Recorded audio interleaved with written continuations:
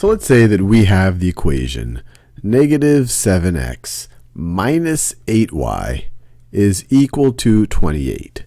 So this right over here, this is a linear equation. It's in standard form. And what I want to do with you in this video is I want to rewrite this in slope-intercept form.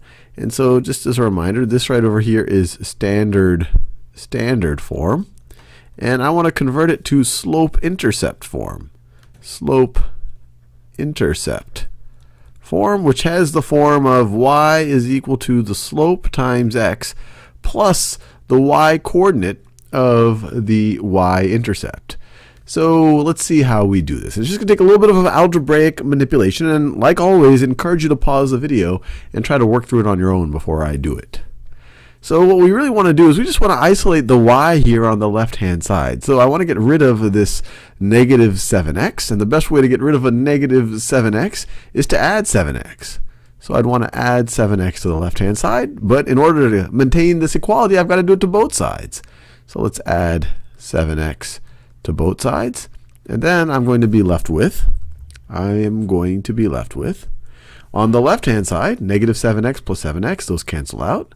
So I get negative 8y.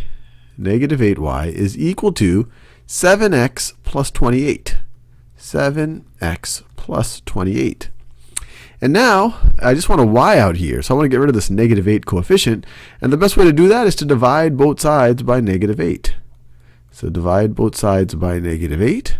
And what are we left with? On the left-hand side, you're left with just y. That's why we divided by negative 8. Y is equal to 7 divided by negative 8, that's negative 7/8 x. And then 8 divided by negative 8 is negative 1, minus 1. And just like that, we have written it in slope-intercept form. When we write in this form, it immediately jumps out at us that the slope here is negative 7/8, or the slope of the line that would represent all of the solutions to this linear equation, all the xy pairs that satisfy it.